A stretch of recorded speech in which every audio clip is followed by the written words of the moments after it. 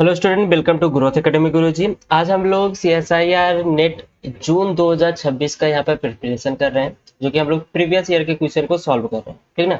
तो I hope आप सबको इससे थोड़ा बहुत हेल्प मिल रहा होगा। अगर आप नहीं देख रहे हैं वीडियो तो प्लीज़ वीडियो को पूरा देखिए। प्ले लिस्ट बना है सभी क्वेश्चन का, IIT JAM का एंड CSIR नेट का, तो वहाँ पे आप लोग जाके इसको वॉच कर सकते हैं। ठीक ना। तो हम लोग अभी सीक्वेंस के लिए सॉल्व कर रहे हैं। ये क्वेश्चन जो है हमारा, ये पूछा गया है सितंबर 2022 में पूछा गया है, जो कि पार्ट बी से रिलेटेड क्वेश्चन है। 3 मार्क्स का एक क्वेश्चन पार्ट बी में पूछा जाता है। ठीक है ना।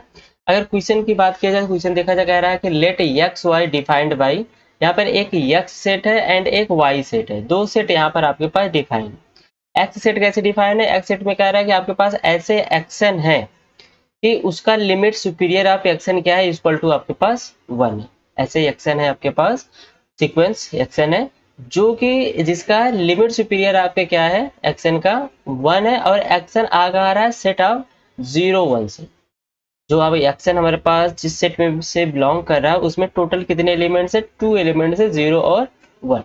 अगर यहाँ पर इसको थोड़ा डिटेल में बात किया जाए तो x1 की वैल्यू जो है वो चूज करने की कितनी है? 2 है। या तो 0 चूज कर सकता है या तो 1 चूज कर सकता है। ऐसे x2 की भी कितनी पास डिपेंडेंट है? इसके पास 2 है, ये भी 0 या 1 को चूज कर सकता है। ऐसे x3 के पास भी कितनी कंडीशन है? 0 और 1। मतलब ओवरऑल देखा जाए जितने भी एक्शन की वैल्यू है वो सभी के पास कितनी कंडीशन है? 2 कंडीशन है यहाँ पर वैल्यू को चूज करने के लिए, 0 या 1। तो अगर यहाँ पर इस एक्शन के पास 2 चॉइस है चूज करने के लिए, तो सीक्वेंस एक्शन का अगर हम देखा जाए तो यहाँ पे क्या बोल सकते हैं? Sequence x n are defined such that each term x n in belong 0 1। आपके पास जो एक्शन है इसका जितने भी टर्म है वो आपका 0 और 1 में ही बिलोंग करेगा, या तो 0 होगा या तो 1 होगा। अगर यहाँ पे total set of all sequence की बात किया जाए, किसकी बात किया जाए? टोटल। अभी देखिए क्वेश्चन सॉल्व नहीं कर रहे, क्वेश्चन का जो मतलब है अभी हम उसको समझा रहे हैं। ठीक है ना। Total set of all such sequence की बात किया जाए तो यहाँ पे क्या हो जाएगा? यहाँ पे सीक्वेंस हो जाएगा आपके पास 0 1 की पावर में n। कहने का मतलब अगर इसकी कार्डिनलिटी के बारे में बात किया जाए तो इसकी कार्डिनलिटी क्या हो जाएगी? 2 की पावर LF नॉट, मतलब इक्वल टू C। C क्या कहते हैं? C को हम लोग क्या बोलते हैं? कॉन्टिनम बोलते हैं। ये तो आपको पता ही होगा। C को क्या बोलते हैं हम लोग? कॉन्टिनम बोलते हैं, राइट। सी हमारे क्या हो जाएगा? कॉन्टिनम हो जाएगा। कहने का मतलब अगर सी हमारा कॉन्टिनम है, आपको पता है कि अगर 2 की पावर LF नॉट होती है वैल्यू क्या मिलती है? सी। और सी हमारा कैसा होता है? कॉन्टिनम हमारा अनबाउंडेड होता है। ये कैसा होता है हमारे पास? अनबाउंडेड। मतलब जो x है आपका, जो सेट x है, ये कैसा बन सकता है आपका? अनबाउंडेड बन सकता है। कैसा बन सकता है ये? अनबाउंडेड। अब देखते हैं क्या ये अनबाउंडेड बनेगा कि नहीं। अब क्वेश्चन पे समझते हैं। एक्स आपका ऐसा सेट है कि एक्सन जो कि हमारा आ रहा है 0 1 से, ठीक है ना। तो सेट 0 1 से, तो इसका लिमिट सुपीरियर जो है एक्सन का वो क्या दे रहा है आपके पास? 1 दे रहा है।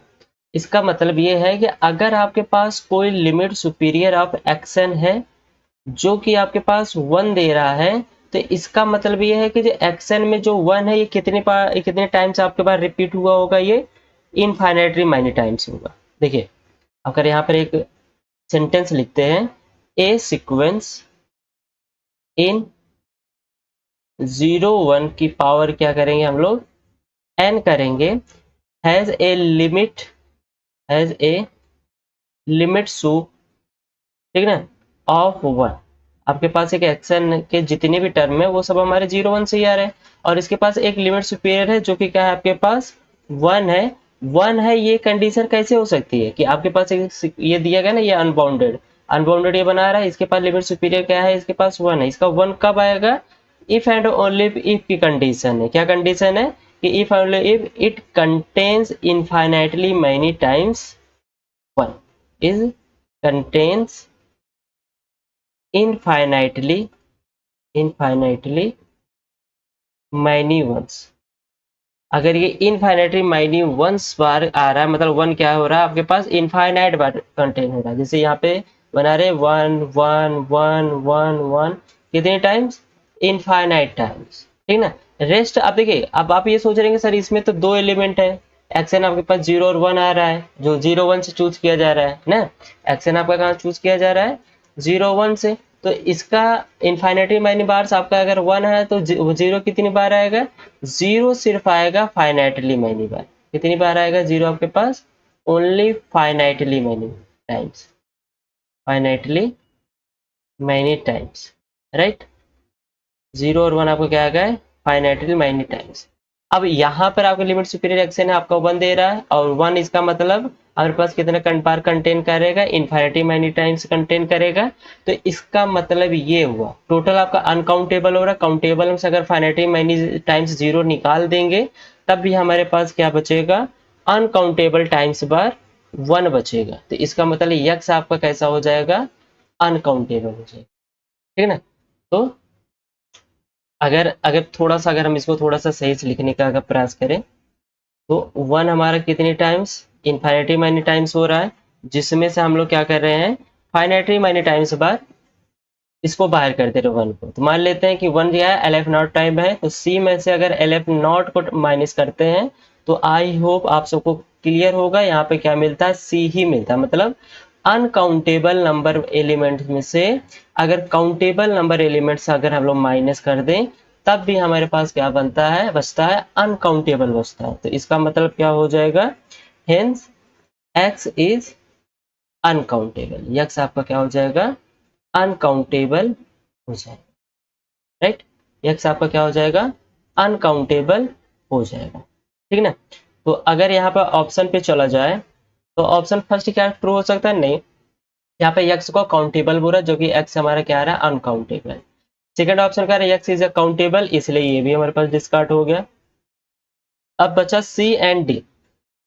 यक्स हमारा अनकाउंटेबल है, अब वाई के बारे में देखना, वाई हमारा काउंटेबल होगा कि वाई हमारा अनकाउंटेबल होगा। वाई को समझिए, वाई एक ऐसा सेट है, वाई एक ऐसा सेट है जिसमें एक्शन आ रहा है हमारा, ऐसा एक्शन आ रहा है कि एक्शन का जो लिमिट है वो एग्जिस्ट ही नहीं कर रहा है।